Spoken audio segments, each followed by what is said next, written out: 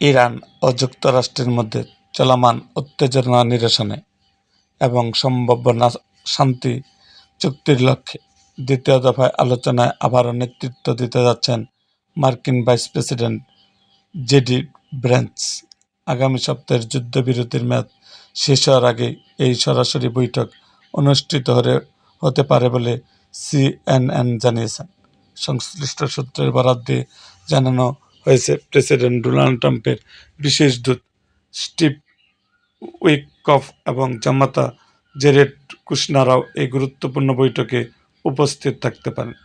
যুদ্ধ শুরু হওয়ার আগে থেকে এই দলটি কূটনৈতিক সমাধানের জন্য কাজ করে যাচ্ছে।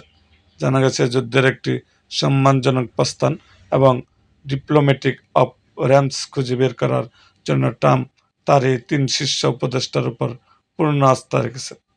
এদিকে গত শনিবার টানা 21 ঘন্টার দীর্ঘ বৈঠকের পর থেকে ভ্যান্স, উইকফ এবং কুশনার ইরানি প্রতিনিধি ও মধ্যস্থকারীদের সাথে নিয়মিত যোগাযোগ রাখছেন। মঙ্গলবার 14 এপ্রিল নিউ ইয়র্ক পোস্টকে দেওয়া এক সাক্ষাৎকারে ট্রাম্প ইঙ্গিত দিয়েছেন যে আগামী দুদিনের মধ্যে পাকিস্তানে বড় কিছু ঘটতে পারে। যদিও মার্কিন প্রশাসনের পক্ষ থেকে জানানো হয়েছে যে ভবিষ্যৎ আলোচনার বিষয়ে আলোচনা চলছে, তবে এখন পর্যন্ত কোনো সুনির্দিষ্ট সময়সূচি চূড়ান্ত করা হয়নি। মার্কিন কর্মকর্তারা জানিয়েছেন, দুই পক্ষ একটি চুক্তিতে পৌঁছাতে আগ্রহী, তবে বৈঠকের চূড়ান্ত রূপরেখা এখনও প্রক্রিয়াধীন। এরকম আরও ভিডিও পেতে আমাদের মুক্তাগাছার ইতিহাস মিডিয়া ইউটিউব চ্যানেলটিকে সাবস্ক্রাইব করুন এবং পাশে থাকা বেল আইকনটি বাজিয়ে দিন।